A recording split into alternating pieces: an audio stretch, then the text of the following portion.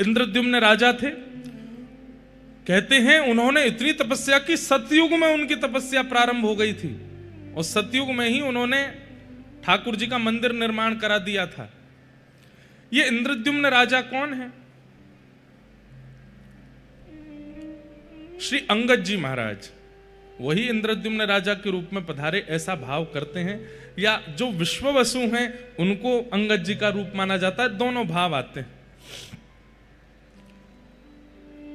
ठाकुर जी की प्रार्थना की कि आप प्रकट हो जाओ। भगवान ने कितने युग प्रतीक्षा करवा करके इनको स्वप्न देकर के कहा कि मैं नीलमणि रूप में विराजमान हूं, नील माधव रूप में विराजमान हूं,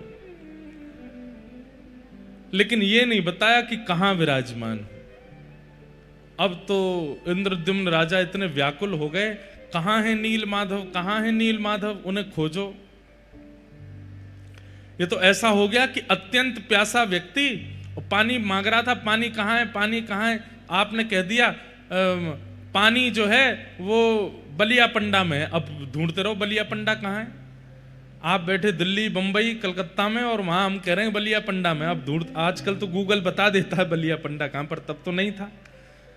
ठाकुर जी ने केवल इतना कहा कि मैं नील माधव रूप में तुमको मिलूंगा, लेकिन कहां मिलूंगा, कब मिलूंगा, कैसे मिलूंगा, इसकी कोई उद्घोषणा नहीं की और व्याकुल हो गए। तब व्याकुलता के कारण आपने अपनी पूरी सेना को लगा दिया, बोले ढूंढो कहां है नील माधव भगवान। तभी आपके एक मंत्रिमंडल में थे श्री विद्यापति जी। वो विद्यापति भ्रमण करते करते करते करते एक बीहड़ जंगल में, जहां पर सबर जाति के लोग रहते हैं, जिन्हें कोलभील भी कहते हैं, वहां पहुंच गए। तभी वहां आपको एक परम सुंदरी ललिता नाम की कन्या दिखी। ये ललिता कौन है? ये विश्ववसु सवर की पुत्री थी और विश्ववसु सवर के यहां ही नीलमाधव भगवान थे। देखो ठाकुर जी कैसी लीला करते हैं, अपना परिचय अपने आप ही कहीं ना कहीं से ठाकुर जी करा देते हैं, लेकिन परिश्रम आपको करना पड़ता है उनकी प्राप्ति के लिए। तो विद्यापति जी जैसी ललिता से मिले, ललिता इतनी सुंदर थी कि दोनों का प्रेम हो गया। ललिता ने जाकर के अपने पिता विश्ववसु जी से कहा कि मैं तो इनसे ही ब्याह करूंगी। विश्ववसु जी बोले ये ब्राह्मण हैं, हमको स्वीकार करेंगे? विद्यापति जी बोले नहीं, मुझे स्वीकार है। और ललिता जी का विश्ववसु जी से ब्याह हो गया। तभी विश्ववसु जी ने अनुभव किया कि रोज इनके ससुर जी, विद्यापति जी ने अनुभव किया कि इनके ससुर जी विश्ववसु सवर वो रोज सुबह कहीं जाते हैं और जब लौट करके आते हैं तो कस्तूरी, चंदन, कपूर, केसर की अद्भुत सुगंधी आती है।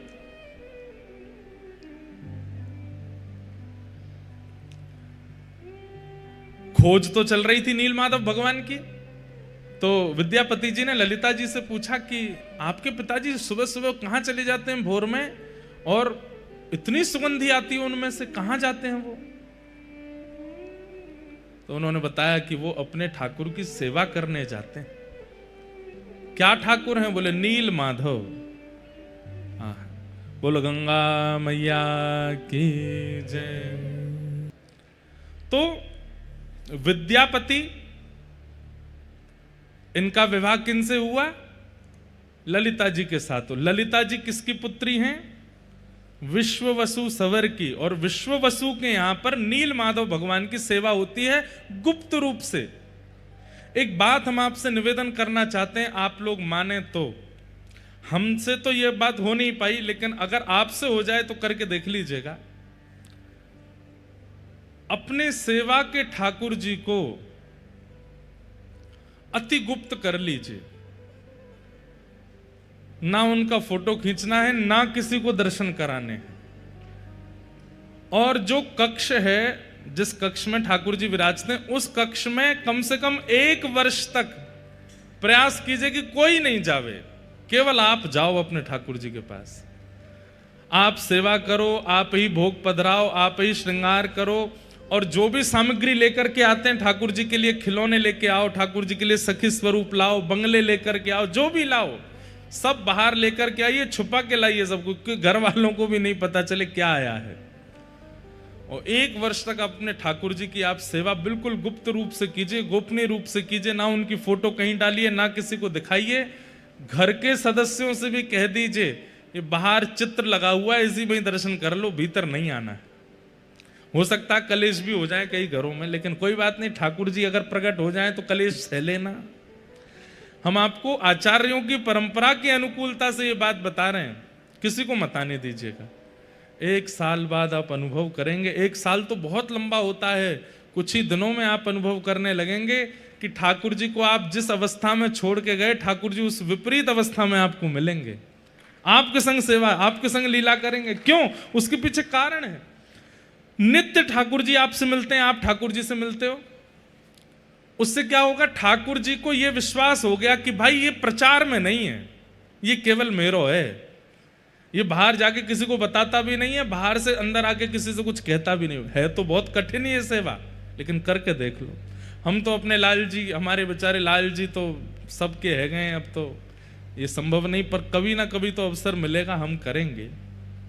किसी को मत दिखाओ, आप सेवा करो, आप ही भोग लगाओ, आप ही सामग्री पधराओ, फूल लेके आइए, किलो किलो फूल लेके आओ और छुपा के भीतर ले आए, और भीतर आके अपने आप बंगला बनाया, बंगले में ठाकुर जी को बैठाया, दर्शन आरती करी, उसके बाद सारे फूल उतार करके बाहर पधरा दिए, किसी को दर्शन मत करा।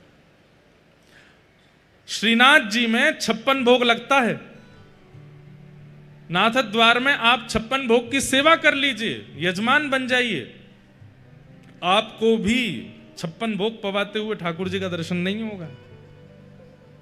आपको उस काल, उस घड़ी में भीतर ले जाया जाएगा जब 56 भोग उठ रहा होगा। ठाकुर जी ने कैसे पाया, किसी को देखने का अधिकार नहीं है। कितनी उत्सव, कितनी लीलाएं श्रीनाथ द्वारा में ऐसी होती हैं जो सबके सामने होती ही नहीं है, भीतर ही भीतर हो जाती हैं। ठाकुर जी को उससे ये अनुभव होता है कि ये केवल मेरे प्रचार के लिए नहीं है, ये अपने लिए मेरी सेवा कर रहा है। तो ठाकुर जी धीरे धीरे सहज होने लग जाते हैं और फिर कुछ ना कुछ लीला क्रिया करने लगते हैं। विश्व वसु सवर नील माधव भगवान की ऐसी ही सेवा करते हैं, किसी को नहीं पता। अपनी बेटी ललिता तक को दर्शन नहीं कराए हैं, लेकिन विद्यापति जी ललिता से कहने लगे, बोले मुझे भी तुम्हारे पिताजी के साथ उनके ठाकुर जी के दर्शन करने। ललिता बोली बोलना मत इस बात को, मेरी इतनी आयु हो गई, मेरी मां के विवाह को इतने वर्ष हो गए, आज तक मां ने दर्शन नहीं किए, आज तक मैंने दर्शन नहीं किए, हमारे परिवार के बड़े बुजुर्गों ने दर्शन नहीं किए, वो किसी को नहीं लेके जाते साथ में। कहते हैं नील माधव भगवान है, और नील माधव भगवान चलते फिरते, उठते बैठते, खाते पीते सब करते हैं। हम लोग देखने के अधिकारी नहीं है, इसलिए केवल पिताजी जाते हैं वहां पर। आप लोग बहुत सावधानी से सुनिए, बड़ी गूढ़ और बड़ी आनंदमयी कथा है। विद्यापति तो अब मन में ठान लिए कि मुझे कैसे भी दर्शन करने हैं। इंद्रद्युम्न राजा ने इस कार्य के लिए भेजा है कि ढूंढ के आओ कहां है नील माधव भगवान। तो विद्यापति ऐसा व्यवहार करने लगे, पत्नी भोजन देती है, वो कहते हैं मन नहीं है, इच्छा नहीं है। पत्नी बात करती है तो थोड़े उखड़े उखड़े से रहते हैं। पत्नी सबके कारण पूछती है, बोल कारण क्या है, आप इतने उदास क्यों हैं? तो एक ही कारण देते हैं, नील माधव का दर्शन कराओ। एक दिन ललिता ने जाके अपने पिताजी विश्ववसु जी से कहा, पिताजी अगर आपको यह बात पता चले कि आपकी बेटी का परिवार गृहस्थ आश्रम खत्म हो रहा है तो आप क्या करेंगे?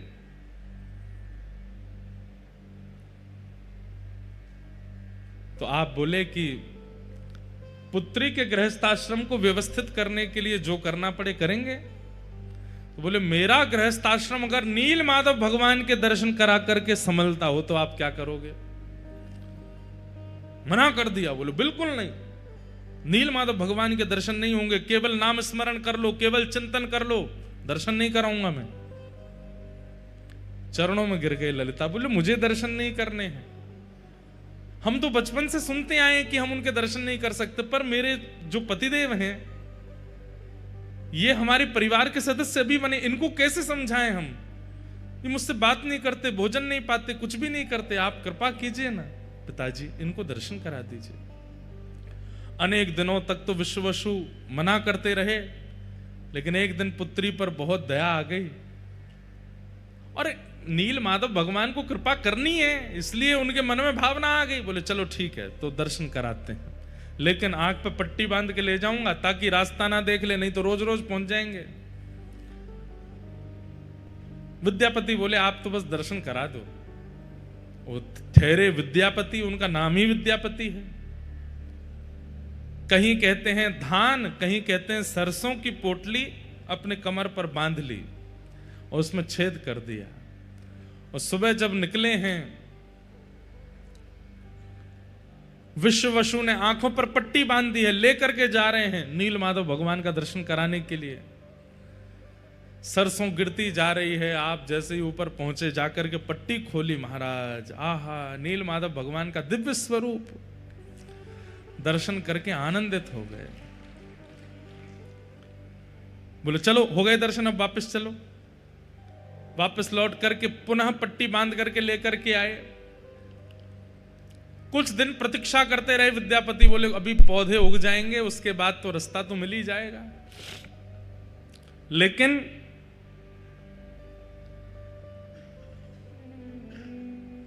रास्ते के पीछे पीछे जाकर के जब नील माधव भगवान का दर्शन करने लगे, आप अति आनंदित हो गए। आपने तुरंत इंद्रद्युम्न राजा को खबर पहुंचवा दी कि महाराज नील माधव भगवान मिल गए। युगों से चली आ रही प्रतीक्षा इंद्रद्युम्न राजा की अब पूर्ण होने वाली है। आनंद के साथ नाचते गाते हुए इंद्रद्युम्न राजा आ रहे थे। तभी क्या हुआ, कहीं कहते हैं नील माधव भगवान अंतर्ध्यान हो गए, कहीं कहते हैं देवता उनको लेकर के चले गए, क्योंकि वो जो रास्ता बनाया था सरसों डाल करके, वो देवताओं को भी तो पता चल गया था। सोचिए, नील माधव भगवान की ऐसी सेवा विश्ववसु कर रहे थे कि देवताओं को भी नहीं पता कि वो कहां हैं। लेकिन वो सरसों का मार्ग देवताओं को भी मिल गया, तो कहते हैं देवता ले गए नील माधव भगवान को। इंद्रद्युम्न राजा आकर के कुंपित हो गए। सवर लोगों से युद्ध छिड़ने ही वाला था, तभी आकाशवाणी हो गई, बोले कि तुम चिंता मत करो, यही मेरा नील माधव स्वरूप प्रकट होएगा। बोले कहां जाओ? बोले चक्र तीर्थ पहुंच जाओ और वहां पर प्रतीक्षा करो, दारू ब्रह्म के रूप में मैं आऊंगा और तुम्हारे द्वारा सेवा स्वीकार करूंगा। अपनी पूरी सेना लेकर के इंद्रद्युम्न राजा चक्र तीर्थ पहुंचे। समुद्र के तट पर प्रतीक्षा कर रहे थे, तभी सुंदर दारू बहती हुई आ रही। कैसे पता चला कि ये ठाकुर जी हैं? तो शंख चक्र गदा पद्म चारों अंकित थे। हजारों की सेना लगा दी, लेकिन वो दारू, वो लकड़ी, ठाकुर जी का स्वरूप जिसमें अभी आकृति नहीं बनी है, उठा ही नहीं पा रहे हैं। खूब प्रयास किया, हाथियों से खिंचवाया, लोगों ने उठाया, लेकिन नहीं निकल पा रहे हैं। तब अंत तो गत्वा आकाशवाणी हुई कि जिसके लिए आए हैं उसी से उठेंगे। तब इंद्रद्युम्न राजा, मतलब मानो मान हनन कर रहे हैं इंद्रद्युम्न का, राजा नहीं हो तुम, अब हम तुम्हारे यहां आए, अब तुमको सेवक बनना पड़ेगा। इंद्रद्युम्न राजा जैसे गए, विशाल दारू ब्रह्म को एक भुजा से ही उठा लिया। ठाकुर जी हल्के हो गए और कंधे पर बैठ करके सीधे उनके साथ चलने लगे। और सबसे पहले महाप्रभु जी का वह विग्रह आया गुंडीचा, जहां हम लोग कल या परसों में जाएंगे दर्शन करने। एक प्रकार से ठाकुर जी की वहां जन्म वेदी कहा जाता है उसको, ठाकुर जी का मायका भी कहते हैं, घर भी कहते हैं। ठाकुर जी ने वहां आज्ञा कर दी कि हमारा स्वरूप निर्माण कराओ। अनेकों रूप बनाने वाले आए, अनेकों शिल्पकार आए, लेकिन कहते हैं छेना हथौड़ी उठाते हैं और जैसे ही करने लगते हैं तो जैसे किसी लोहे पर प्रहार करने पर खन्न आवाज और चिंगारियां निकलती हैं, ऐसे निकलने लगी। कोई ठाकुर जी का निर्माण नहीं कर पाया। तभी वहां एक विशेष परिवार के सदस्य, जिनका परिवार आज तक ठाकुर जी का स्वरूप निर्माण करता है, वे आए। उन्होंने आकर के ठाकुर जी का स्वरूप बनाया, लेकिन उन्होंने नियम रख दिया कि मैं एकांत में बनाऊंगा। दूसरी बात, आप बार बार आकर के डिस्टर्ब नहीं करेंगे, देखेंगे नहीं, एकांत में बैठ करके ठाकुर जी का स्वरूप निर्मित होगा। हमें कैसे पता चलेगा कि ठाकुर जी बनना है? बोले आप बाहर से आवाज सुनते रहना, अंदर छेनी हथौड़ा की आवाज आती रहे, उससे पता चलेगा कि ठाकुर जी बनना है। 25 दिन 24 दिन की लगभग उन्होंने आज्ञा की, इतने दिन में ठाकुर जी बनेंगे, लेकिन 14 दिनों में ही आवाज आनी बंद हो गई। रानी घबरा गई, राजा घबरा गए। आपने व्याकुल हृदय से एक दिन प्रतीक्षा की और फिर प्रतीक्षा का बांध टूट गया। बोले कि ठाकुर जी वयोवृद्ध हैं जो बना रहे हैं, कहीं ऐसा नहीं हो भीतर ही पधार गए हों, देख तो लें एक बार। जैसे ही द्वार खोल करके देखा, महाप्रभु जगन्नाथ जी का सुंदर विग्रह वहां विराजमान, श्री बलभद्र जी महाराज, श्री सुभद्रा जी और श्री सुदर्शन जी, चारों रूप प्रकट हो गए। बोलो श्री जगन्नाथ महाप्रभु की। ठाकुर जी का स्वरूप प्रकट हो गया।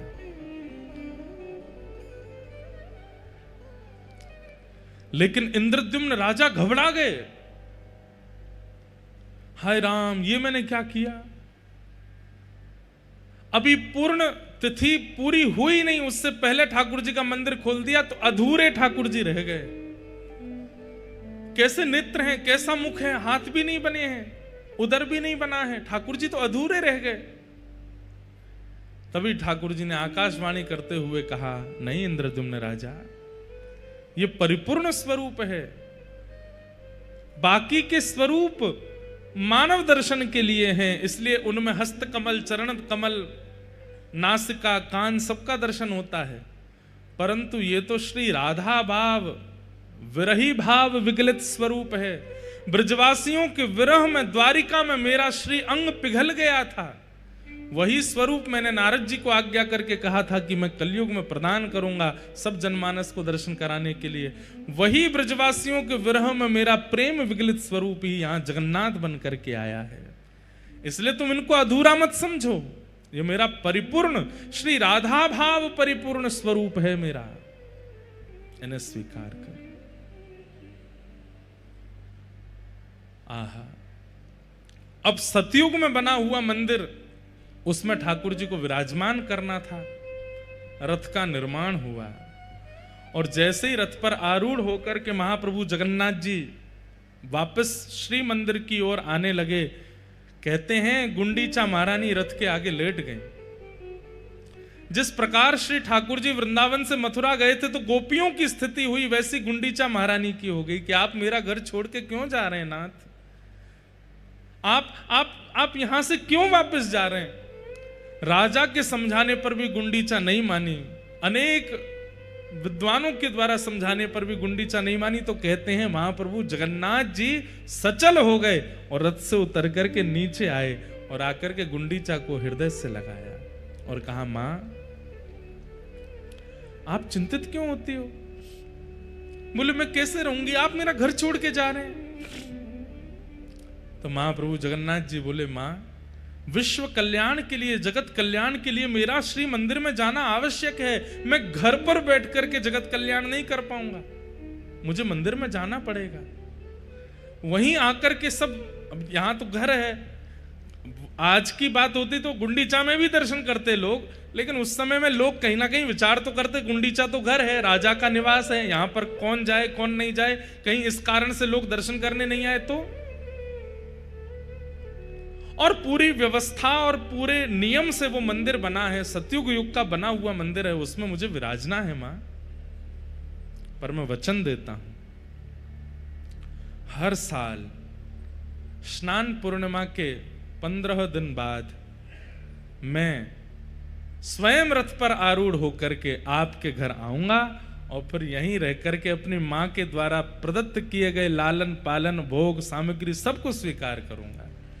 साल भर तो मैं जगत कल्याण के लिए मंदिर में विराजूंगा, पर साल में एक सप्ताह के लिए मैया मैं आपके पास आऊंगा, आप चिंतित मत हो। गुंडीचा मैया फिर भी नहीं मानी, बोले आप तो ऐसे ही आश्वासन यशोदा मैया को दिए थे कि परसों आ जाऊंगा, और परसों के बरसों बीत गए, आप लौट करके नहीं आए। तब भगवान ने गुंडीचा मैया को हृदय से लगाया और हृदय से लगाते ही गुंडीचा मैया को यह भाव दिखाया कि मैया आप कोई और थोड़ी हो, आप यशोदा ही तो हो।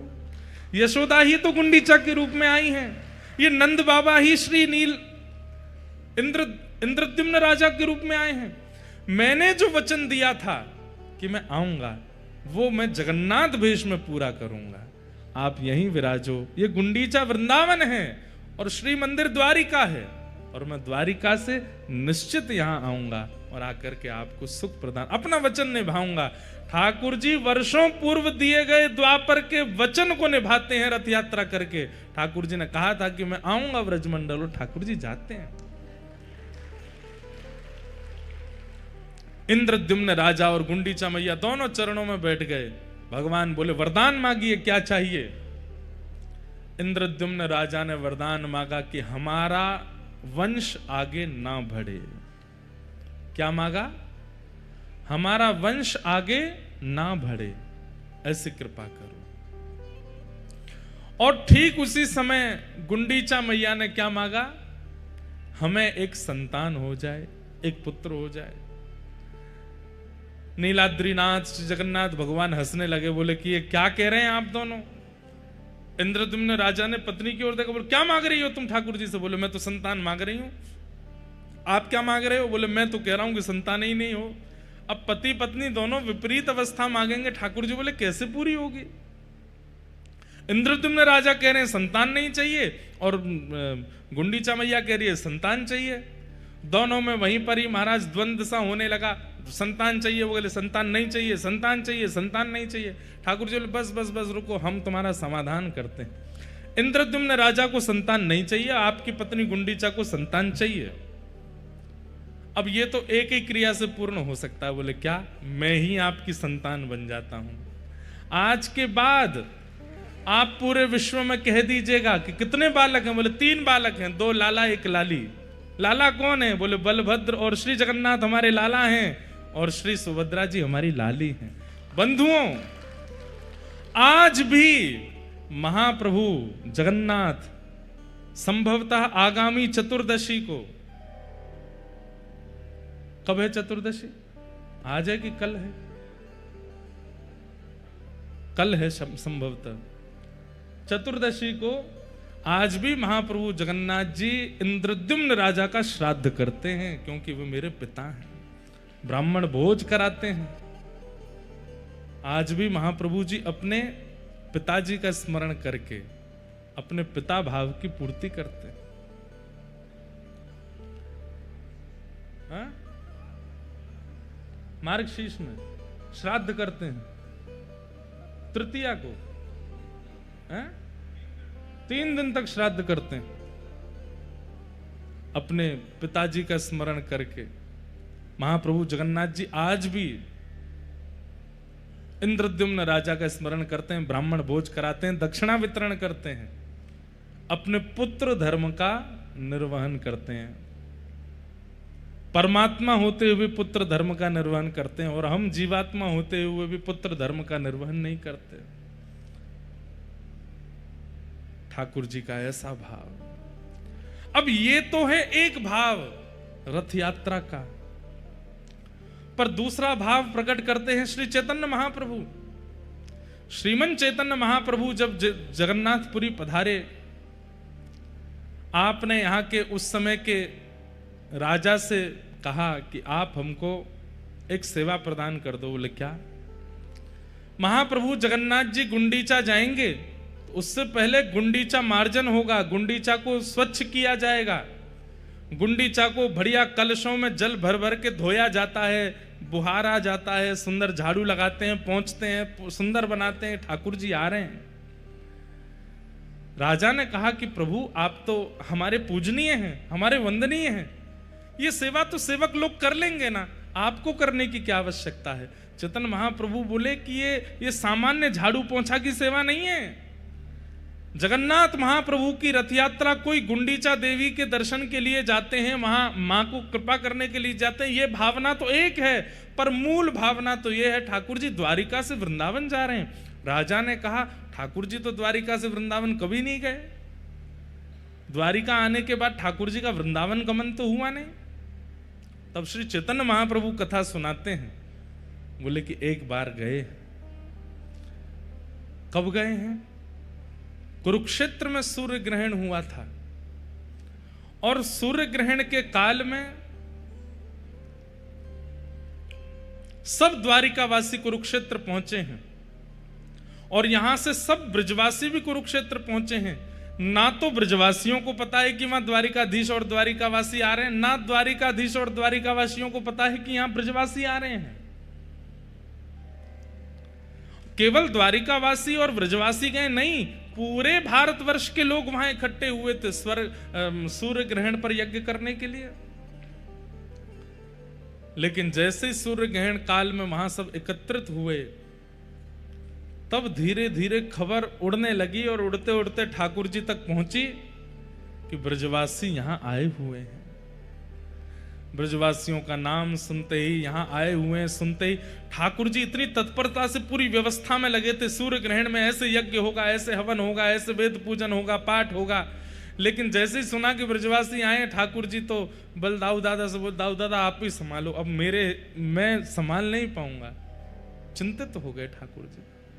इच्छा तो हो रही है मैं कैसे भी ब्रजवासियों के सन्मुख पहुंच जाऊं, लेकिन एक कदम बढ़ाते ही ठाकुर जी रुक जाते हैं। बोले किस मुंह से जाऊं?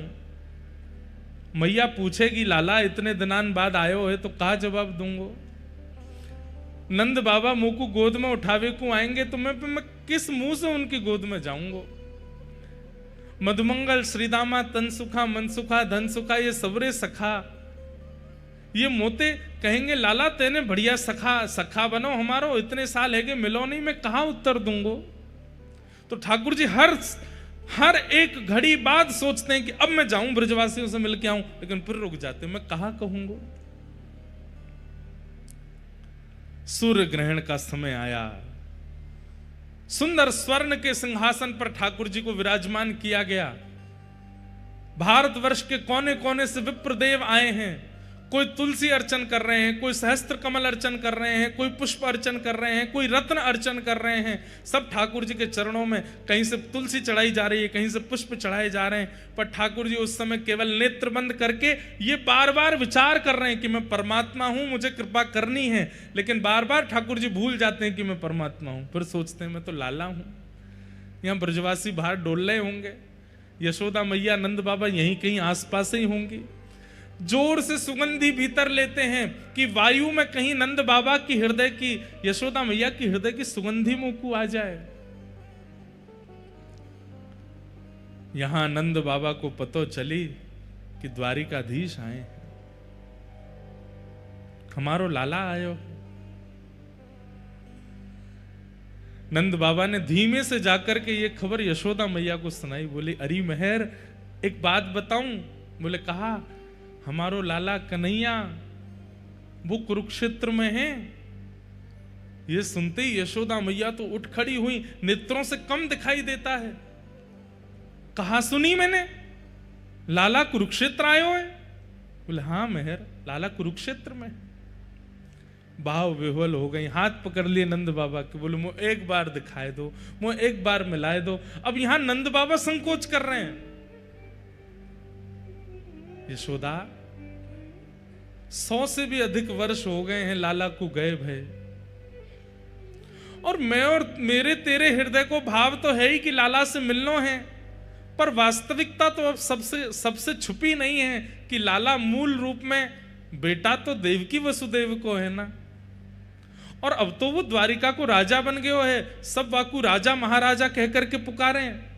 हमने तो सुनी है 16,108 ब्याह है गए, बड़े बड़े राजघराने की कन्यांते वाको ब्याह भयो है।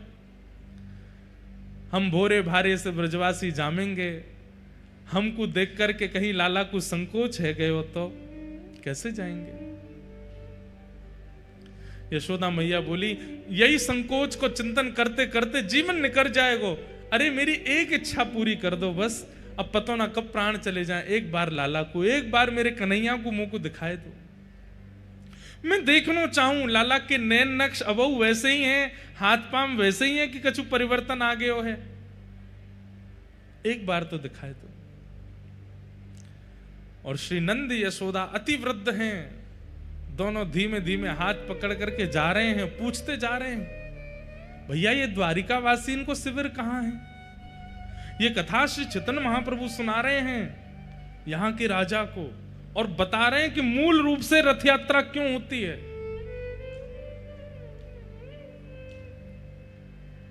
पूछते जा रहे हैं द्वारिकावासी कहां है। जैसे ही द्वारिका के शिविर में पहुंचे, और वहां तो असंख्य लोग नर नारी घूम रहे हैं, और सब कोई माला जाप कर रहे हैं, कोई मंत्र जाप कर रहे हैं, कोई आराधन कर रहे हैं, कोई देव पूजन कर रहे हैं, क्योंकि अब ग्रहण काल है।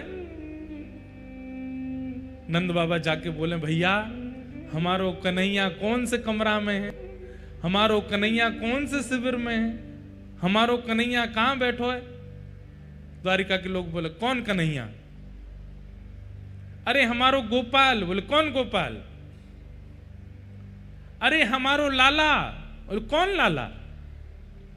अरे तुम्हारो द्वारिकाधीश। तो ऐसे बोलिए ना, क्या आप कन्हैया बोल रहे हैं, गोपाल गोविंद क्या बोल रहे हैं? राजा धीराज महाराज गौ ब्राह्मण प्रतिपालक वसुदेव नंदन देवकी नंदन श्री कृष्ण चंद्र भगवान, ऐसे कहिए। अब हम ते तो भैया बोले को ना इतना लंबो चौड़ा, हम तो वृंदावन ते आए, हम तो कन्हैया गोपाल गोविंद ही बोले, कहाँ हैं? अच्छा, वो सामने सभागृह है ना, वहां पर असंख्य ब्राह्मण देव उनकी अर्चना कर रहे हैं। आप लोग जाइएगा, कोने में खड़े होकर दर्शन कर लीजिएगा, अभी ग्रहण काल है, आराधना चल रही है, वहां पर विक्षेप मत कीजिएगा। नंद यशोदा बोले, हाँ ऐसे ही करेंगे। ऐसी सभा थी, असंख्य लोग बैठे थे, और दूर आकर के नंद बाबा यशोदा मैया पीछे खड़े है गए। नंद बाबा ने प्रथम दृष्टि में जैसे ही ठाकुर जी को देखा, ठाकुर जी की अवस्था 100 वर्ष के आसपास हो गई है, लेकिन ठाकुर जी का यौवन आज भी बाल कृष्ण की तरह है, आज भी वैसे ही कमल नेत्र हैं, आज भी ठाकुर जी के गुलाबी गाल हैं, आज भी अभी तक मुख पे रेशे प्रकट नहीं हुए हैं, ये दाढ़ी मूछ आदि अभी ठाकुर जी के आई नहीं है। रोने लगे नंद बाबा। यशोदा मैया बोली, कहां भयो? बोले, अरे यशोदा तो को तो दिखेगो नहीं, लाला सामने ही बैठो है, मुंह को दिख रहा है। यशोदा मैया तो व्याकुल लगे, मुंह को लेके चलो, मुंह को समीप लेके जाओ, मैं देखूंगी लाला को। ना अभी मना करिए ना, सबन ने पीछे खड़ी रहे। यहां यशोदा मैया थोड़ी हट करन लगी, जिद करन लगी, पीछे के लोग थोड़े से अव्यवस्थित जैसे हो गए, सब कहने लगे थोड़ी शांति रखिए, ठाकुर जी की आराधना चल रही है। और वो शांति कराते कराते कराते थोड़ी आगे तक आवाज आई तो भगवान के नेत्र खुले कि ये ऐसी अव्यवस्था कहां हो रही है। और जैसे ही ठाकुर जी ने नेत्र खोल करके पीछे देखा,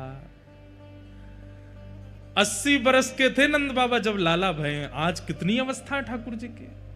नंद बाबा 200 वर्ष के आसपास है, बड़ी दाढ़ी, वयोवृद्ध स्वरूप है गए और नंद बाबा को। जैसे ही ठाकुर जी ने नंद बाबा देखे, और नंद बाबा के बगल में खड़ी भाई यशोदा मैया हट कर रही है, मुंह को लाला से मिलनो है।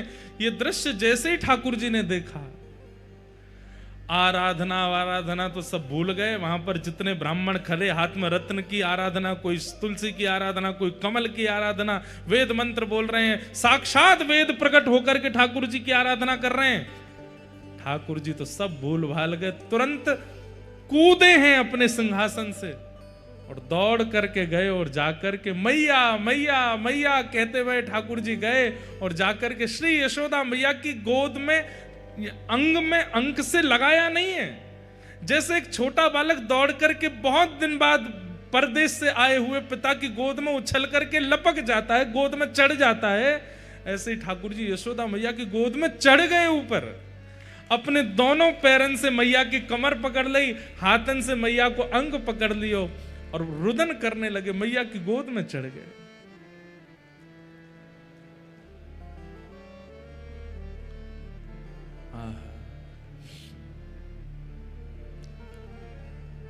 यशोदा मैया रुदन कर रही हैं। इतनी अवस्था ठाकुर जी की हो गई, 16,108 ब्याह हो गए, प्रत्येक पत्नी से संतान भी हो चुकी हैं और संतानों के भी ब्याह हो चुके हैं। उस अवस्था में ठाकुर जी यशोदा मैया की गोद में चढ़ गए और मैया की गोद में जाते बहुत देर तक तो रुदन करते रहे और थोड़ी देर बाद मैया के वक्ष पर अपना हाथ फेरन लगे और बोले, मैया मुझे बहुत दिना से भूख लग रही है, मैं अभी तक तृप्त ना भय हूं, मैया मुझको अपना दूध पिवा, अब ही पिवा। अब द्वारिकाधीश नहीं है, अब वृंदावन चंद है।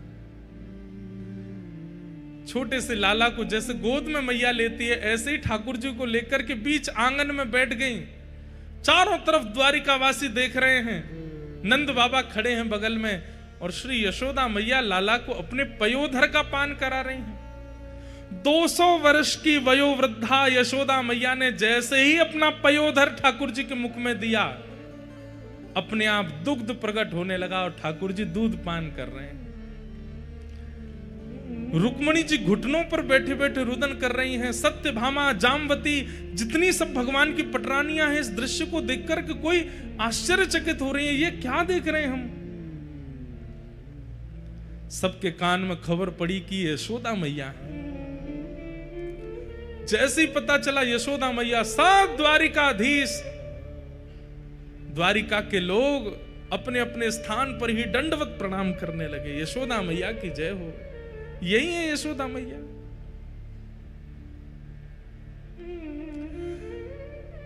दूर से दाऊ दादा को पता चली कि मैया आई हैं, दौड़ करके आए और बोले, मैया मैं तो बचपन से ही कहता आया हूं, तुम या कन्हैया को ही ज्यादा प्रेम करो, आज भी वाक को अपने पयोधर पे वाई दी। और मैं, मैया ने तुरंत अपनी दूसरी गोद कही, लाला तू भी आ जा। और श्री दाऊ दादा भी लेट गए हैं गोद में, और दाऊ दादा दूसरा पयोधर पान कर रहे हैं। दोनों मैया के पयोधर का पान कर रहे हैं। रेवती महारानी, बलराम जी की पत्नी, देखकर कि वे भी रुदन कर रही हैं, सब भावुक हो गए हैं।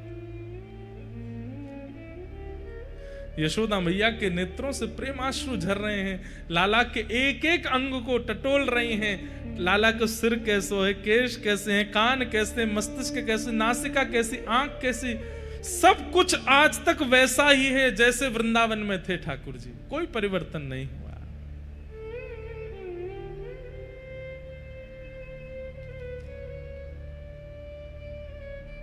देवकी मैया को पता चली कि यशोदा जी आई हैं। जैसे ही देवकी मैया आई, मैया ने आकर के प्रणाम किया। यशोदा मैया बोली, लाला जी कौन है? बोले, मैया जी मैया है, देवकी मैया है।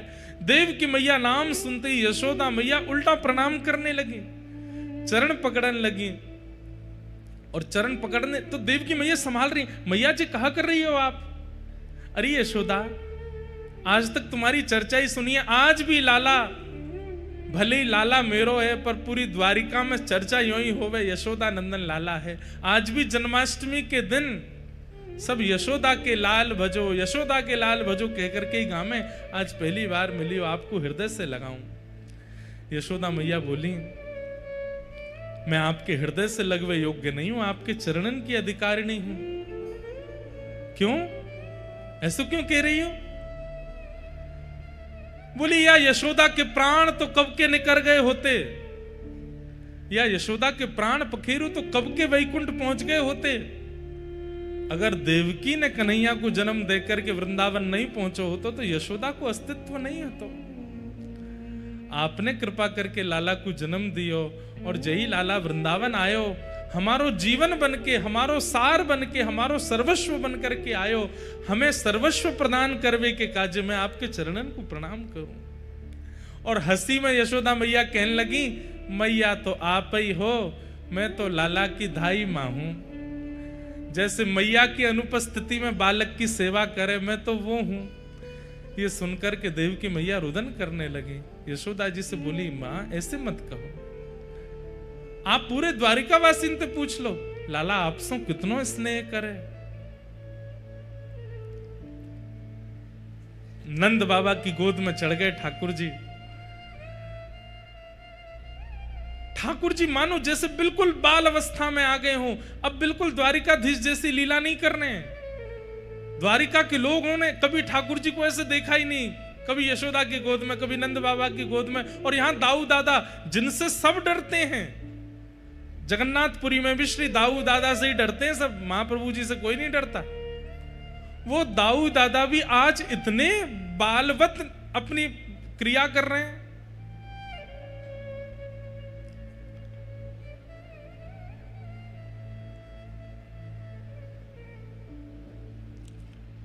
तभी ठाकुर जी के कान में खबर पड़ी, श्री राधा रानी भी आई हैं। राधा रानी का नाम सुनते ही ठाकुर जी थोड़े गंभीर हो गए, और गंभीर अवस्था में आकर के मैया को तो भीतर बिठाया, सब पत्नियों से मिलवाया, सब क्रिया करी, और अवसर जान करके ठाकुर जी बोले कि किशोरी जी नहीं आएंगे, मैं ही जाऊंगा। यहां किशोरी जी सब सखियों के साथ बैठी हैं।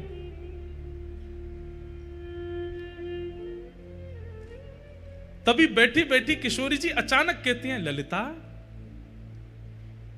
ऐसो क्यों लग रहा है कि द्वार पर श्री कृष्ण आए हैं, तू देख तो।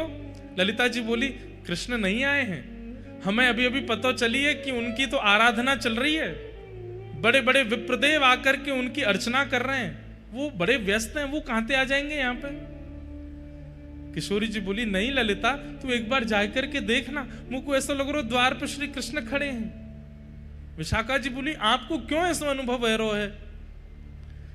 किशोरी जी बोली, अभी अभी जो ब्यार चली ना वायु की, वह ब्यार में श्री कृष्ण के तन की सुगंधी है, और ये सुगंधी आज 100 वर्ष बाद मेरी नासिका को प्राप्त भई है। मेरा हृदय मयूर नृत्य कर रहा है, मुझको पूर्ण रूपेण विश्वास है, तुम द्वार पे जाके देखो श्री कृष्ण खड़े हैं। ललिता विशाखा जैसे ही गई और जैसे ही द्वार से पर्दा हटा करके देखा, लाल नेत्र हैं ठाकुर जी के, अश्रु बिंदु भरे हैं नेत्रों में, और श्याम सुंदर चुपचाप खड़े हैं नीची नजर करके, और खड़े खड़े मानो जैसे कोई कहने में तो थोड़ी अतिशयोक्ति लगती है, लेकिन अत्यंत व्याकुल व्यक्ति या अत्यंत आत्मग्लानि से भरा हुआ व्यक्ति होता है, जिसे बस ये लगता है मैं मुख कैसे दिखाऊं। ऐसे ठाकुर जी दोनों हाथ समेटे नीची नजर खड़े वहां खड़े हैं। देख करके तुरंत समस्त अष्ट सखियां आदि सब गोपियों ने सब तुरंत दंडवत प्रणाम किया। आज 100 वर्ष की प्रतीक्षा के बाद ठाकुर जी दिखे। ललिता विशाखा जी बोल रही हैं, लेकिन मुख से शब्द नहीं प्रकट हो रहे हैं। कह रही हैं, श्याम सुंदर आप यहां क्यों खड़े हैं, भीतर चलिए। किशोरी जी बुला रही हैं। ठाकुर जी बस सिर हिला के इशारा कर रहे हैं, मैं अधिकारी नहीं हूं भीतर जाने का। यहां भीतर किशोरी जी व्याकुल हो रही हैं और बार बार बस यही देख रही हैं, इतना समय, इतना विलंब क्यों लग रहा है, क्यों नहीं आ रहे हैं श्याम सुंदर। जैसे ही किशोरी जी बाहर निकलने के लिए अपने आसन से उठी, तभी ललिता जी बोली, देखो श्याम सुंदर आप भीतर नहीं जा रहे, किशोरी जी बाहर आ रही हैं। जैसे ही ठाकुर जी ने सुना कि किशोरी जी आ रही हैं, तो अरे वो क्यों श्रमित हो रही है, मैं चल रहा हूं ना भीतर। तुरंत ठाकुर जी भीतर गए और आज 100 वर्ष के पश्चात किशोरी जी की दृष्टि के सामने ठाकुर जी हैं और ठाकुर जी की दृष्टि के सामने श्री किशोरी जी हैं। शब्द नहीं है। ये द्वारिका व्रज मिलन जब हुआ है कुरुक्षेत्र में, उस समय वार्ताएं नहीं हुई हैं, केवल सब मौन मौन है, एक दूसरे को देख करके ही आनंदित हो रहे हैं। सबके मन में बस एक ही भाव आ रहा है कि बोल करके किसी संवाद को प्रारंभ क्यों करें। इतने वर्ष बाद नेत्रों को श्याम सुंदर दिखे, देख लो इन्हें। ठाकुर जी किशोरी जी के चरणों में बैठ गए और चरणों में बैठ करके कहना तो चाहते हैं कि मुझे क्षमा कर दो, लेकिन कह नहीं रहे हैं। केवल हाथों से जब चरण स्पर्श किए तो स्पर्श मात्र से किशोरी जी को यह अनुभव हो रहा है कि ठाकुर जी क्षमा प्रार्थना कर रहे हैं। बंधुओं, प्रेम की एक अवस्था है, ध्यान से सुनिएगा, कि हमारा प्रेमी भले ही हमसे दूर चला जाए, हमारा प्रेमी भले ही हमसे बात ना करे, हमारा प्रेमी भले ही हमें वर्षों तक दिखाई ना दे, लेकिन फिर भी उसके प्रति हमारे चित्त में दोष उत्पन्न ना होना, यह प्रेम का स्वरूप है। ठाकुर जी द्वारिकाधीश बन गए, 16,108 ब्याह हो गए, इतना सब कुछ हो गया, लेकिन ब्रजवासियों ने कभी कोसा नहीं ठाकुर जी को। छलिया, कपटी आदि आदि जो भी कहती हैं, कहने के बाद तुरंत अपनी बातों को समाप्त कर देती हैं। जोई जोई प्यारो करे सोई मोहे भावे, भावे मोहे सोई, जोई सोई सोई करे प्यारे। श्री हितरवंश महाप्रभु हित चतुराशी जी के प्रथम पद में कहते हैं, प्रेम का स्वरूप क्या है? ठाकुर जी जो करें, प्रेमी हमारा जो करे, हमें सब स्वीकार है। ब्रजवासियों ने कभी शिकायत नहीं की ठाकुर जी से। आज 100 वर्ष थोड़े होते हैं, यहां कोई 10 दिन हमसे बात ना करे तो हम लोग उसके प्रति व्यंग कसने लगते हैं। 100 वर्ष बाद ठाकुर जी मिले हैं, फिर भी किशोरी जी, सब गोपियां, सखियां, नंद बाबा, यशोदा, किसी ने शिकायत नहीं की ठाकुर जी से। ये प्रेम का स्वरूप है। ठाकुर जी जिस प्रकार किशोरी जी के चरण कमलों का स्पर्श कर रहे हैं, किशोरी जी समझ गई हैं कि ये मुझसे क्षमा प्रार्थी हो रहे हैं। तुरंत किशोरी जी नीचे बैठ गई, हाथ पकड़ लिए, बोले आप क्या कर रहे हैं? ये इस प्रकार आप चरण क्यों छू रहे हैं? ठाकुर जी कह रहे हैं मुझे बहुत आत्मग्लानि हो रही है। आप ब्रजवासियों को जो कष्ट, जो पीड़ा, जो विरह मैंने दिया है, उस विरह से मुझे बहुत कष्ट हो रहा है।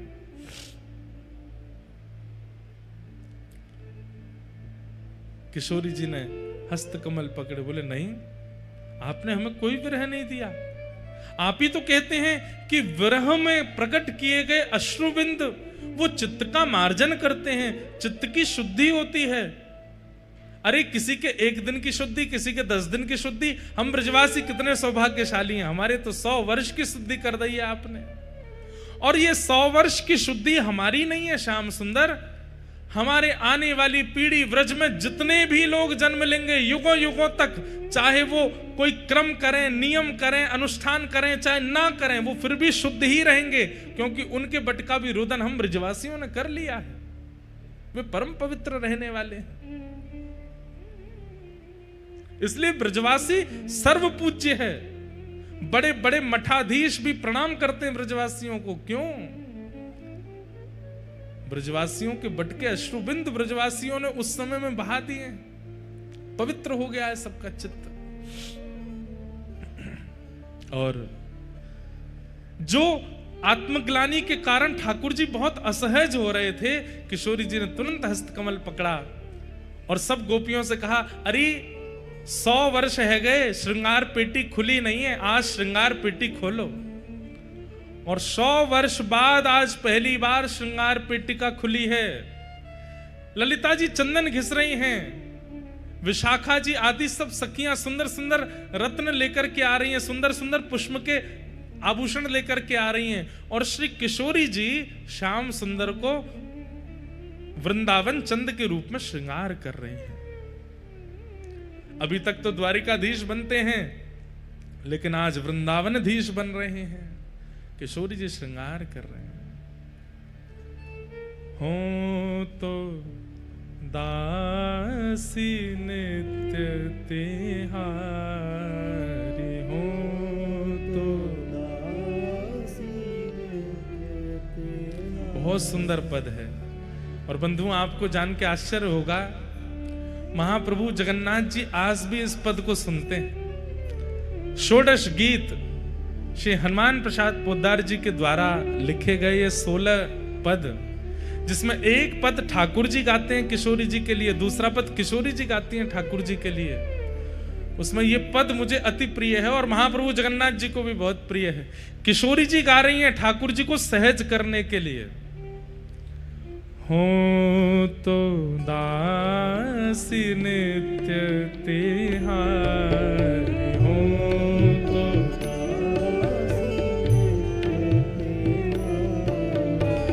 हो तो दासी नित्य तिहारी, हो तो दासी नित्य तिहारी,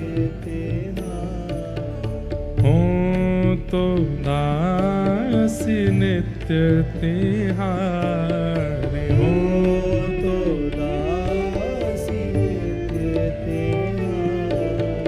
प्राणनाथ जीवन धन मेरे, प्राणनाथ जीवन धन मेरे, प्राणनाथ जीवन धन मेरे, प्राणनाथ जीवन धन मेरे।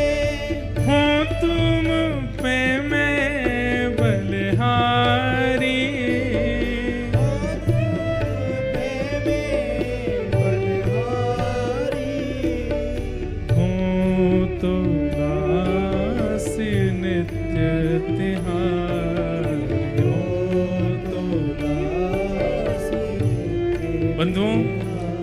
जो ठाकुर जी के प्रति वात्सल्य भाव रखते हैं उनके लिए अलग भाव है, जो ठाकुर जी के प्रति सख्य भाव रखते हैं उनके लिए अलग भाव है। लेकिन जिनका भी ठाकुर जी के प्रति दासी भाव है और ठाकुर जी की वह स्वयं को गोपी मानते हैं, ठाकुर जी को प्रियतम मानते हैं, उनको ये पद याद कर लेना चाहिए और नित्य अपने ठाकुर जी को शयन कराते समय ये पद गाना चाहिए। हो तो दासी नित्य तिहारी, हो तो दासी नित्य। शब्द सुनिएगा, चाहे तुम अति प्रेम करो, चाहे तुम अति प्रेम करो, तन मन सो मोह बिसराओ, तन मन सो मोह बिसराओ। आप स्वीकार करो तो भी मैं राजी हूं, आप मुझे ठुकरा दो तो भी मैं राजी हूं। तन मन सो मोह बिसराओ, तन मन सो मोह बिसराओ। और चाहे द्रोह करो त्रासो मोहे, चाहे द्रोह करो त्रासो मोहे, और दुख देह मोहे छिटकाओ, और दुख देह मोहे छिटकाओ। हो तो दासी नित्य तिहारी, हो तो दासी नित्य तिहारी, हो तो दासी नित्य तिहारी, हो तो दासी नित्य तिहारी। तुमरो सुख ही है मेरो सुख, तुमरो सुख ही है मेरो सुख, आन न कछु सुख जानो, आन न कछु सुख जानो।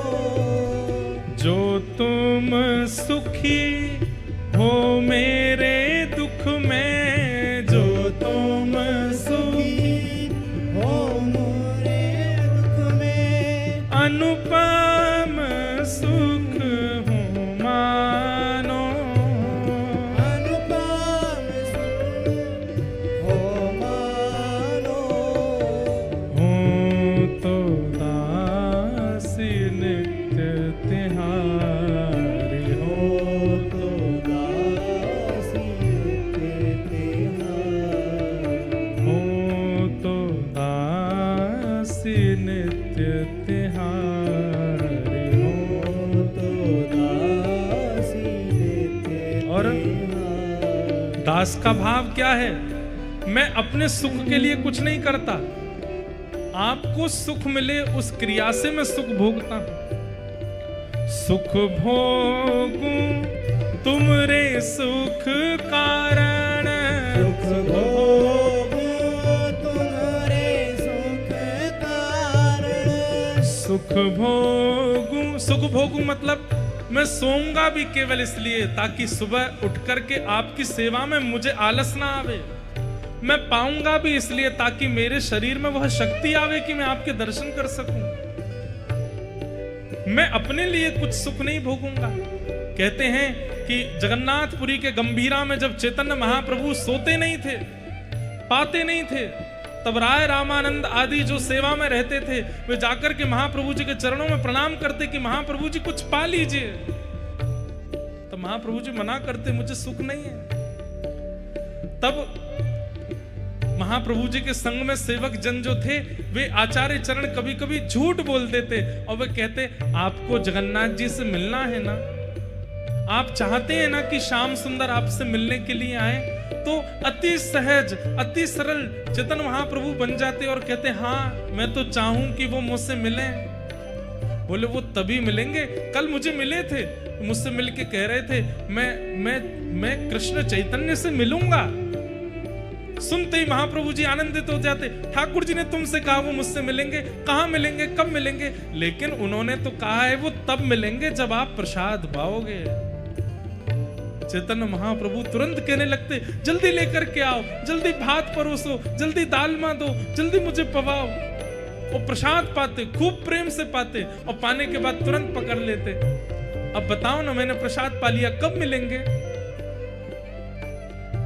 तब दूसरे सेवक बोलते हैं, कल रात्रि ठाकुर जी मुझे भी मिले थे। अच्छा, कहाँ मिले थे, कैसे लग रहे थे, क्या कह रहे थे? ठाकुर जी कह रहे थे, बोले कृष्ण चैतन्य यदि शयन करेंगे तो मैं उनसे मिलूंगा। तुरंत महाप्रभु जी लेट जाते, चद्दर ओढ़ लेते और जल्दी जाओ बाहर, यहां से दिए बुझा दो, मैं शयन करूंगा, क्योंकि ठाकुर जी ने कहा है शयन करूंगा तो वो मुझसे मिलेंगे। ऐसे सेवक जन महाप्रभु जी को बहाना दे दे करके सुलाते हैं, खिलाते हैं। अपनी इच्छा से नहीं सोते, अपनी इच्छा से नहीं पाते हैं।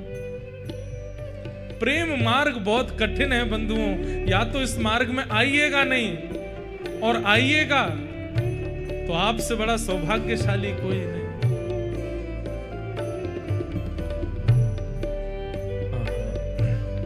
सुख भोगूं तुमरे सुख कारण, सुख भोगूं तुम्हारे सुख कारण, और न कछु मन मेरे, और न कछु मन मेरे, हो तो दासी नित्य तिहारी, हो तो दासी नित्य तिहारी, हो तो दासी नित्य तिहारी, हो तो दासी नित्य तिहारी, और तुम्हें सुखी नित देखन चाहो, तुम्हें सुखी नित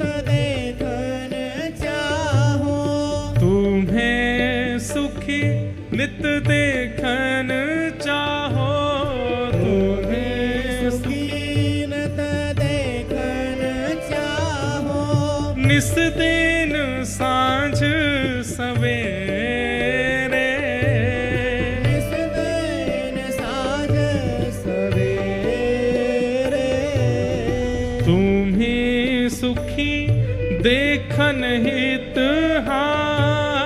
तुम्हें सुखी देखन हित, निज तन मन को सुख देने, निज तन मन को सुख देने, हो तो दासी नित्य प्यारे, हो तो दासी नित्य तिहारी, हो तो दासी नित्य तिहारी, हो तो दासी नित्य तिहारी, तुम्हें समर्पण कर अपने को, तुम्हें समर्पण कर अपने को, नित तब रुचि को सेने, नित तब रुचि को सेने, तुम्हें समर्पण कर अपने को, तुम्हें समर्पण कर अपने को, नित तब रुचि को सेना, नित तब रुचि को सेना, हूँ तो दासी नित्य तिहारी, हो तो दासी नित्य तिहारी, हो तो दासी नित्य तिहारी, हो तो दासी नित्य। किशोरी जी इतना दासत्व प्रकट कर देती हैं, स्वयं को दासी भाव में इतना ले आती हैं ठाकुर जी से अब सहन नहीं होता, तब इस पद की अंतिम पंक्ति ठाकुर जी गाते हैं, किशोरी जी को अपने हृदय से लगाते हैं और हृदय से लगाते हुए गा रहे हैं।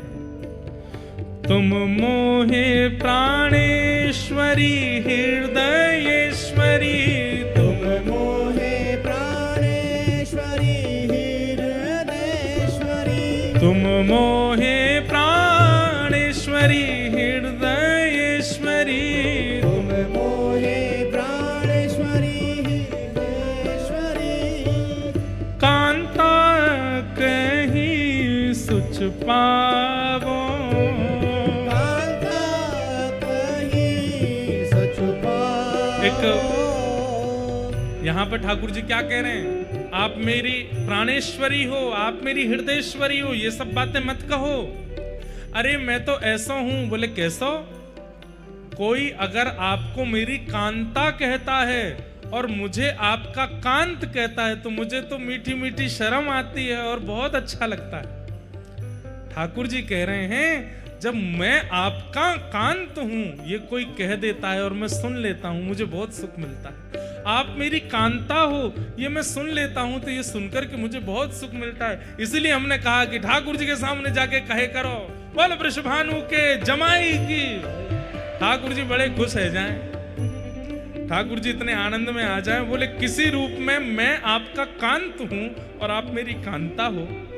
किसी ने ये बात आकर के कही, ये मुझे बहुत सुख मिलता है। हे राधा कांत, हे प्रिया कांत, हे वृंदावनेश्वरी कांत, जब ये कहकर के हम ठाकुर जी को संबोधित करते हैं ठाकुर जी फूल जाते हैं, आनंद में आ जाते हैं। कभी अगर ठाकुर जी को बहुत प्रसन्न करना हो तो सुक्ति दे रहे हैं, किशोरी जी के अनंत नामों का उच्चारण करो और हर नाम के आगे ठाकुर जी से कहो कांत। आप कांत हो, आप राधा के कांत हो, आप सर्वेश्वरी के कांत हो, आप ब्रजेश्वरी के कांत हो, आप रम्या के कांत हो। राधा सहस्त्र नाम का उच्चारण जगन्नाथ जी के सामने कीजिए, पर एक बीच में संबोधन कर लीजिए, हर नाम के आगे कांत कह दीजिए, आप कांत हैं। महाप्रभु जगन्नाथ जी इतने प्रसन्न हो जाएंगे, इतने प्रसन्न हो जाते हैं ठाकुर जी। जब कोई अष्ट सखाओं का एक पद भी है, अभी ढूंढ करके सुनाऊंगा। उस पद में अष्ट सखा कह रहे हैं कि ठाकुर जी किशोरी जी से कहते हैं कि अरे जब सखा आपस में चर्चा करें और चर्चा करते भाई यूं कह दें ना कि भैया इन दोनों की तो जोड़ी है, लाला तो हमारो लाली को कांत है। अरे श्यामाजू मैं कहा बताऊं, मेरे मन रूपी मयूर ऐसे नृत्य करें, मेरे तन की रोएं ऐसे खड़े हो जाएं, मैं तो लत्ता सहित जमुना जी में कूद जाऊं, आनंद में नृत्य करन लगूं, झूम झूम करके गाऊं, आनंदित है जाऊं। क्यों मोकू आपको कांत कह दियो कोई ने? इतना प्रिय है ठाकुर जी को। सब स्तुतियां गाओ, सब अर्चनाएं करो, पर किशोरी जी के नाम के आगे कांत शब्द प्रयोग करके ठाकुर जी को सुनाओ और ये कहते हुए कि इनके आप कांत हो, इनके आप पति हो। और राधा कृपा कटाक्ष कहने का अवसर नहीं हो, ठाकुर जी के सामने जाके सीधे कह दो बोल बरसाने के जमाई की, वृषभानु के जमाई की, कीर्ति मैया के लाला की। लाला तो नहीं है, दामाद है, जामाता की जय हो। ठाकुर जी खुश हो जाते हैं। एक और है, बोले कहा श्री दामा के जीजा जी की जय हो। ठाकुर जी खुश हो जाते हैं। किसी रूप में मुझे कांत तो बताया। तुम मोहे प्राणेश्वरी हृदयेश्वरी, तुम मोहे प्राणेश्वरी हृदयेश्वरी, कांता कहीं सुच पावो, कांता कहीं सच पावो। ठाकुर जी के सामने जाकर के किशोरी जी के नाम गाओ और हर नाम के आगे कांत कहो। और श्री बरसाना में किशोरी जी के सामने जाके गोपाल सहस्त्र नाम गाओ और गोपाल जी के नाम के आगे कांता कहो। इनकी कांता है किशोरी जी, हमारो प्रणाम स्वीकार करो। किशोरी जी को भी सुख मिलता है।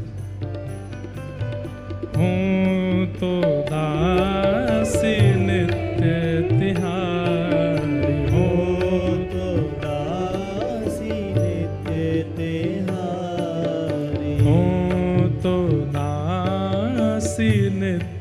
तिहारे हो तो दासी नित्य तिहारी। याते हो स्वीकार करो सब, याते हो स्वीकार करो सब। यद्यपि मन में सकुचाओ, यद्यपि मन में सकुचाओ। वैसे तो मेरे मन में बहुत संकोच हो गए किशोरी जी, पर कोई आपको कांत कह करके मुंह को बुलावे तो मैं वाकु स्वीकार करूं, मुझ को बहुत आनंद आ रहा है। हाँ हो तो दासी नित्य तिहारी हो तो दासी नित्य तिहारी। हो तो दासी नित्य तिहारी हो तो दासी नित्य तिहारी।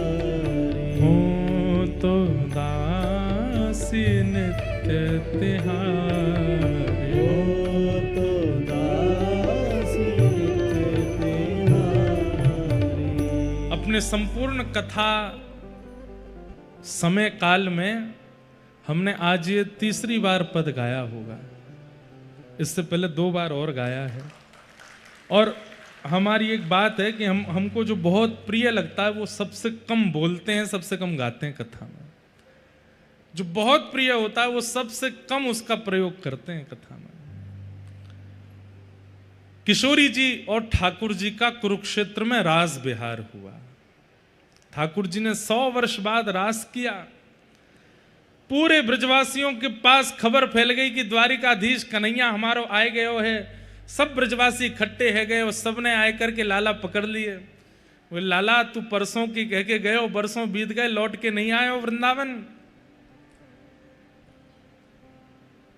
दाऊ दादान को कछु सखान ने घेर लिया और ठाकुर जी को सब ब्रजवासी और द्वारिकावासी सब एक हो गए।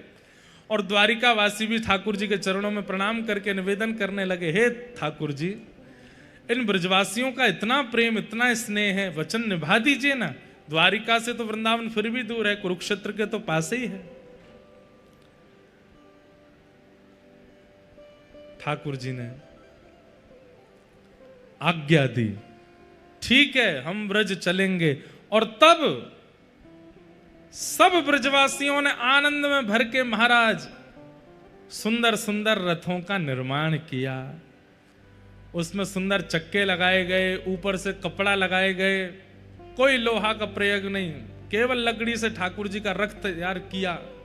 और एक रथ में श्री ठाकुर जी विराजमान भये, एक रथ में श्री बलभद्र जी विराजमान भये, एक रथ में सुभद्रा जी और सब द्वारिका के लोग विराजमान भये।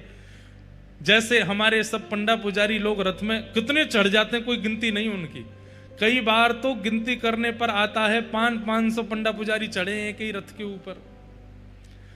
कभी कभी आप देखेंगे नीचे जो रथ के चक्का है ना, इन चक्काओं के बीच में भी जगह होती, वहां बैठे होते हैं भीतर। ऐसे ही सब ब्रजवासी जन और सब द्वारिका के लोग एक ही रथ में सब लोग चढ़ गए। और महाराज प्रेमी जन, ब्रजवासी जन खींच खींच करके रथ को श्री कुरुक्षेत्र से व्रजधाम लेकर के जा रहे हैं, वृंदावन लेकर के आ रहे हैं। और श्री ठाकुर जी 100 वर्ष बाद वृंदावन पधारे। यहां किशोरी जी सब सखियों के साथ जब वृंदावन थोड़ी दूरी पर रह गया है, तब किशोरी जी ने आज्ञा ली है, बोले कि अब हम पहले पहुंच जाएं। बोले क्यों, आप आएंगे तो आपकी स्वागत की सब व्यवस्था होगी। तो सब ब्रजवासी जनों ने द्वारिका के लोगों से कहा कि अब थोड़ी दूर ब्रज रह गया है, आप ही रथ खींच के लाओ, हम ब्रज में जा रहे हैं, सब व्यवस्था करें। ठाकुर जी ने सबसे कही, बोले कि देखो मेरो जैसो वृंदावन में छोड़ के गयो वैसो ही करियो, कछु अतिशयोक्ति मत करियो ना। बोले लाला वैसो ये वृंदावन ने साफ सफाई तो करेंगे, लाला आ रहा है इतने दिनों बाद। सब ब्रजवासियों ने जाकर के अपने घर सजाए, अपने घरों पर फूल मालाएं सजाई, सुंदर सुंदर दिए जलाए, अपने घर के बाहर सुंदर गोबर के लेप किए। और सब ब्रजवासियों ने अपनी अपनी गैया बाहर बांध दी कि लाला देखे, क्योंकि सब ब्रजवासी की गैया चराई है ठाकुर जी ने। ठाकुर जी जब नंद बाबा से मिले तो यही पूछ रहे, मेरी धौरी गैया अब दूध देवे 100 साल बाद। नंद बाबा बोले लाला तू जब ते ब्रजते गयो है, कोई गैया ने भी बालक को जन्म दी दियो, और बछड़ा बछिया जितने छोटे हते वो उतने ही है बहू, कोई बड़ो ना भयो, सब रे नेक से, जैसे हमारो लाला छोटो सो वैसे बछड़ा बछिया नेक से हैं। बंधुओं, त्रेता में 14 वर्ष का वियोग दिया था अयोध्या वासियों को, पर ब्रजवासियों को 100 वर्ष का वियोग दिया। और जैसी अयोध्या की हम खबर सुनते हैं, ना किसी ने जन्म लिया, ना किसी के प्राण गए, वही व्रज में स्थिति है। लेकिन व्रज में एक और बात है कि कोई बड़ा छोटा भी नहीं हुआ, सब उतने ही हैं। ठाकुर जी के सब बछड़ा बछिया भी आज उतने ही हैं। असंख्य गाय ठाकुर जी का स्वागत कर रही हैं। ठाकुर जी रथ से उतर करके गायों को प्रणाम करते हैं, एक एक गैया को अपने हृदय से लगाते हैं, ब्रज को प्रणाम करते हैं, वृक्षों को हृदय से लगाते हैं। घर घर जाकर के ठाकुर जी सुंदर माखन मिश्री को भोग लगा रहे हैं। सब द्वारिका के लोग इस लीला का दर्शन कर रहे हैं। अभी तक तो द्वारिका के लोगों ने केवल लीला सुनी थी, आज प्रत्यक्ष दर्शन हो रहा है व्रज का। ठाकुर जी सब द्वारिका के लोगों को बता रहे हैं, यहाँ पे हम यूं गैया चराते, यहाँ पे हम ये लीला करते, यहाँ पे ये लीला करते, और ये लीलाएं दर्शन करके सब ब्रजवासी अति आनंदित हो गए।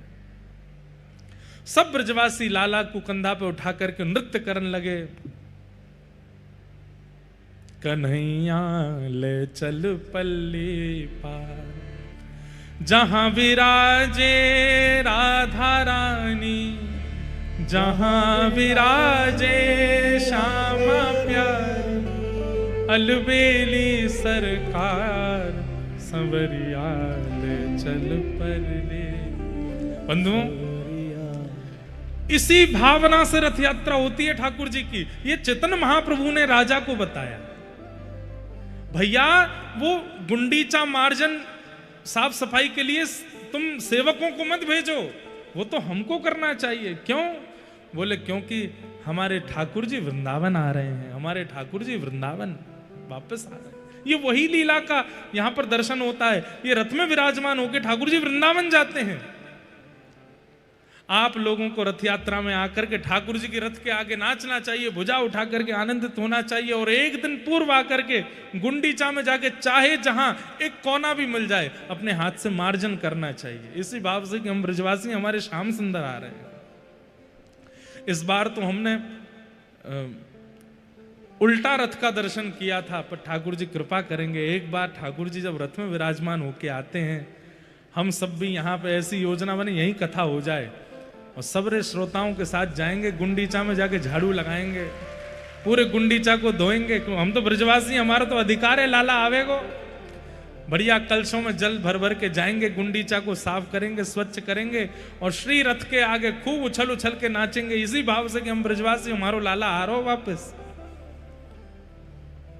जहां विराजे श्यामा प्यारी, जहां विराजे श्यामा प्यारी, जहां विराजे राधा रानी, जहां विराजे राधा रानी, अलबेली सरकार, संवरिया ले चल परले पार, संवरिया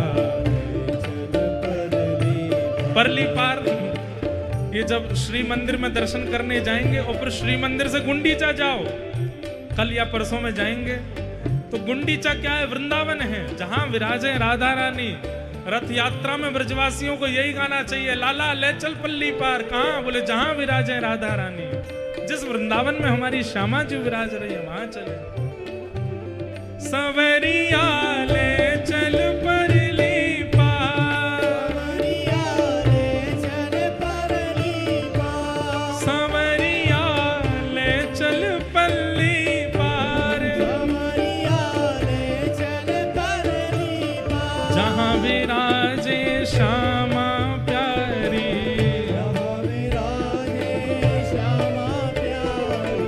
जहां विराजे वृषभानु दुलारी,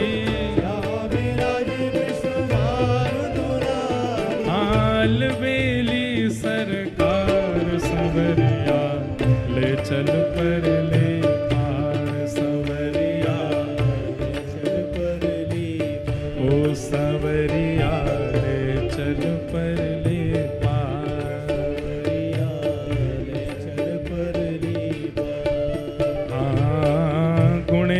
गुण सब तेरे अर्पण, गुण अवगुण सब तेरे अर्पण, पाप पुण्य सब तेरे अर्पण, पाप पुण्य सब और हाँ बुद्धि सहित मन तेरे अर्पण, बुद्धि सहित मन तेरे अर्पण, यह जीवन भी तेरे